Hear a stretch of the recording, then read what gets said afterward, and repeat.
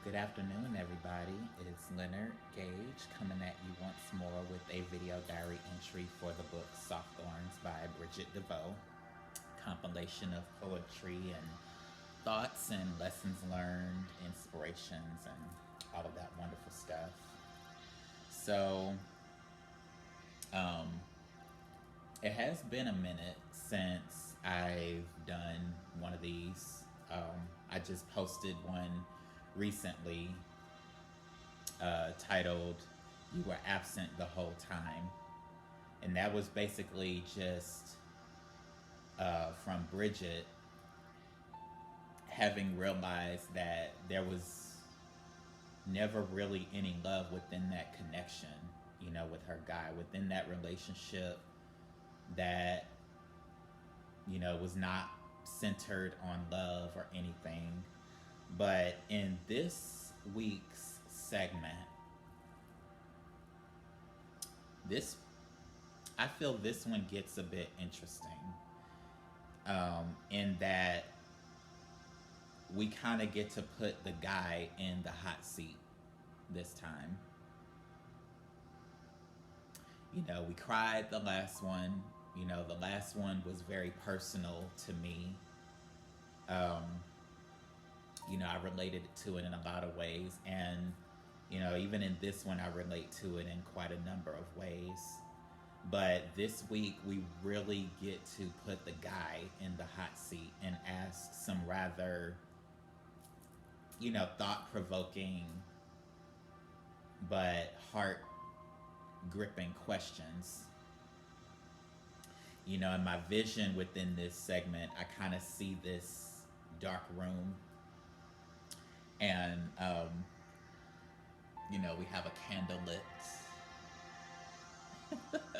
We have a candle lit, and it almost gives you sort of this feeling like we're putting him in this dungeon, like in this chamber, like chained to a chair, and we're kind of interrogating him or whatever. But no, um, I mean, we are doing that, but it's more or less to symbolize our getting him to think. And that's kind of the angle I'm coming from with this segment. So, yes, without further ado, today's poem reads: To you I may be many things, but I'll never be her. To you I may be many things, but I'll never be her. Video diary entry title: What do you see exactly? What do you see in me exactly? What drove you to see what you saw in me? What gave you the slightest idea that I would be anything like the girl that you're with now? So it is kind of like some post breakup questions, but heart gripping ones. And, I like to notate how she italicizes certain words, certain parts of her poem, but I'll never be her. To me, as I'm reading that, it kind of strikes a chord with me as sort of like a declaration, kind of a way of saying, I don't know what you thought this was going to be between us, whether you thought it was going to be some fling or some one night stand or whatever, but I'm nothing like this girl that you're entertaining now. It's sad that, speaking empathically for Bridget, that I had to suffer your immaturity, having been a girl who was serious about a relationship and forming a bond with my partner, only to find that you are not anywhere near as passionate about this relationship as I am. You know, I'll never be her. I'll never be the girl that you're just seeking a sexual thrill with, and we're just gonna get really real and raw in this. I will never be that girl. I will never be that girl that, even though I slipped up and perhaps maybe compromised my virtue, sexually speaking, I'm never gonna be that girl. I will not be this girl that you want this superficial, shallow relationship with. This girl that's at your every beckoning call. No, I recognize my worth, and I'm not going to settle at all. Is kind of what I took from this. But yes, diary entry title, what do you see exactly? As I was reading this last night, I started thinking to myself, it's amazing how we can easily find ourselves, if we're not careful, compromising the version of us that we know ourselves to be with the vision that another person has of us. There's what you know yourself to be, and there's the vision somebody has of you. And I'm going to use an example. You have a female who dresses modestly, right? She's covered, from top to bottom. She dresses very respectably, very modestly. She's not asking for, male attention in any way. She's not in any way looking provocative or what have you. But you have Sir Jimmy over there. I'll just throw that name out there. You have Sir Jimmy out over there kind of surveillancing her as she's walking past, modestly dressed and everything. But Sir Jimmy, in his mind, he's rather thirsty, to like the 1000th degree. He's not seeing a woman who respects herself and conducts herself accordingly. What he sees is something he could possibly try and conquer. In his mind, he's fashioning himself with thoughts of, what if I could get underneath that skirt? What if I can get to what's underneath that dress? Not at all caring to find out what the woman is about in any way, shape, or form, how she thinks, the things her heart is set on. But here you have this woman, she's respectable, she's modest, she's perhaps very goal-oriented and ambitious about hers and about her business. She doesn't have time for dogs in her circle. That's how she sees herself. But then the guy, Mr. Jimmy, as I just described, seeing her as basically a sex object. So he pursues her in efforts to gain that. But see, Bridget is somewhat, in times past of hers, like this woman that has kind of sort of compromised her worth. And now she's in a very devastated, place. But see, as I said in the previous diary entry, Bridget, he never saw your worth from the get-go. He saw something that he could pursue, conquer, and then pass along.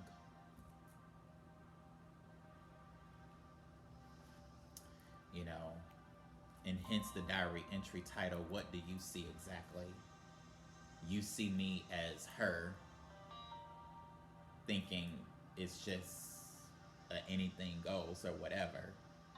That's not the kind of girl I am. But this is kind of her, we're putting the guy in the hot seat, getting ready to prick him with some rather heart gripping questions. Starting with the entry title, what do you see exactly? And for the beginning piece to go into some of the poetry, I know I went, on with that, but I'm really, really into it. But the first piece titled, What Am I to You Anyway? Bold question. What am I to you anyway?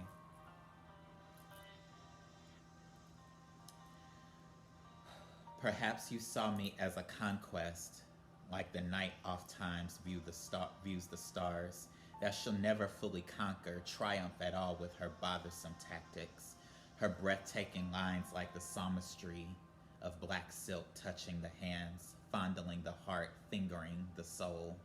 No, no, my love, not that type of girl, but good luck finding me in her. She might be more than what meets the eye, but somehow I caught you first, so that speaks volumes worth. But I still, my love, know mine. Doesn't matter now, my question. My character speaks for herself, and my, I love her dearly. What am I to you anyway? May seem kind of like a contradiction, but I'm asking you that question kind of already knowing the answer to it. I know how you see me, but at the end, I rest firmly on what I know myself to be. I'm not the type of girl who goes for a fling. I'm not the type of girl who just spreads my legs to everybody, to any Tom, Dick, and Jane walking. No, I actually desire a solid commitment and relationship that actually sees sex as maybe a byproduct of a loving relationship.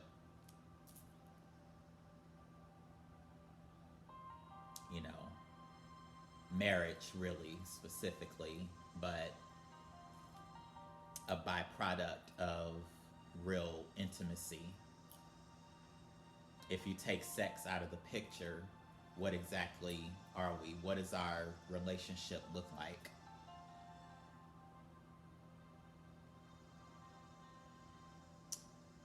As a personal sentiment, I always said, for me personally, just being honest, for my potential, significant other, or even just in general, when I'm just out and about, I'm like, I would rather be a meal for your soul than candy to your eyes. And that is just honest, because I feel like real attraction within an individual begins in here and up here. This right here is gonna fade at some point. Whatever aesthetic quality you find within this feature of my anatomy here is gonna fade at some point. But if I'm nourishing my mind and my heart and my internal self with the right things, I feel like that's gonna basically make this look much more appealing. You have to be at that place where you really declare your worth in your words and in your actions. I love this saying, some things are just non-negotiable. In other words, I can compromise on certain things if there is a relationship you're seeking, but some things, core values, are non-negotiable.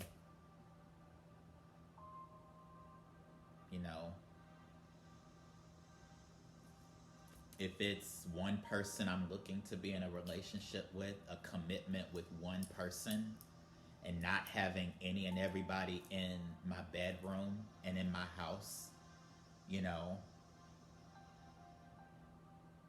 that is a core value that I hold. I believe in a solid commitment with one person. I am intimate with that one individual. I'm not having multiple people in and out and all of this stuff negative.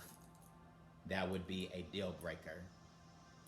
If it's a fling that you're trying to seek, if you're just looking to smash, as they call it, again, non-negotiable. You're not looking for a relationship anyway. You're just looking for a quick, buzz. Well, I don't really regret to inform you that that's not the place I come from. But I know what I am to you. But I know who I am as it pertains to me. And I love that person. So yes, what am I to you anyway? Whew, like I said, deep. But we're hitting them up. Like Blue Cantrell said, just go ahead and hit them up style. Yeah. Hitting them up style with some tough questions and sentiments and all of that stuff. But to move forward, the next poem, titled We're Not the Same. We're not the same. You're dealing with solely separate entities, my love. A ghost and a glory. A heavenly rapture and a hellfire. The finesse of a spark, the bounty of a flame. I was too shallow for your thoughts, and she was deep in ocean for the loss of yourself inside of her, amongst other things. Your eyes, your heart, your soul wrapped inside of me. At least I got the best of you while she gets the leftovers. Bone dry, stone cold, hopefully she can chug ice. I drank the water wishing I could spew her out like poison, but a pleasure I consider her for reminding me. A reflection of myself in your tainted sea that needed desperately to be touched. She's touching you all right, but a singular area. You were an entire realm of what? I don't know. But seeing you with her, I remember what I was and know exactly just what I'll be to the worthy one. You won though, but every prize accompanies a price, and that's where I sold myself off. And I'm sealed now. You'll see for yourself when she... Oh, never mind. You're taking notice already. A matter of time. We're not the same. Kind of brings me back to the 80-20 rule. Basically, she's kind of telling him that by being with her, you may not realize it yet, but you're actually downgrading. You're downsizing. You are stumbling. You're not succeeding. She might give you good sex, but she's not giving you affection. She's not giving you intimacy. She's basically getting the leftovers of you. And let me just be really raw with that, real with this. You might be well endowed in a certain area, but see, that's all she's getting from you. I know the more intimate parts of you. I know parts of you that you're not willing to expose outside of this rough edge. I sought to really touch your heart. I have all of these parts of you wrapped inside of me because I've shared intimate moments with you. But all she knows is just how your genitals operate. But no, I know how everything else about you works.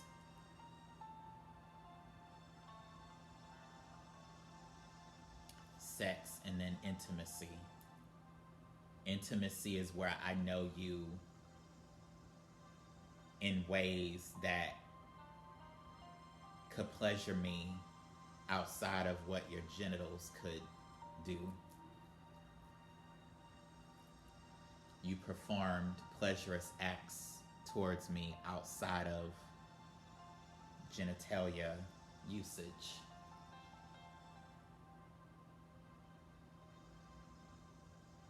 Intimacy coming from you would have been to perhaps come to understand how my mind works, how my heart works, not just what my, vaginal area feels like.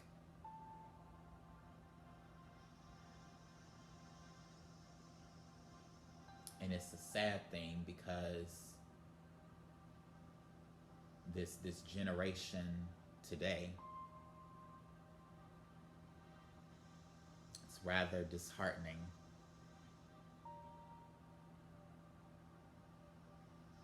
She's able to give you good, arousal in the sexual aspect of being, but she'll never be what I was to you.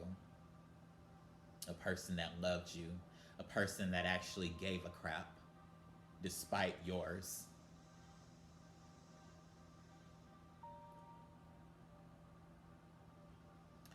A person that would have talked to you about very vulnerable, issues, very sensitive topics. Someone who would have given you consolation.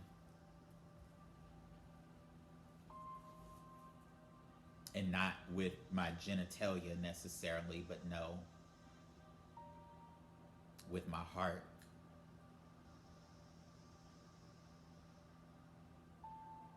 My emotional support I would have given you. But tragic of you not to appreciate that.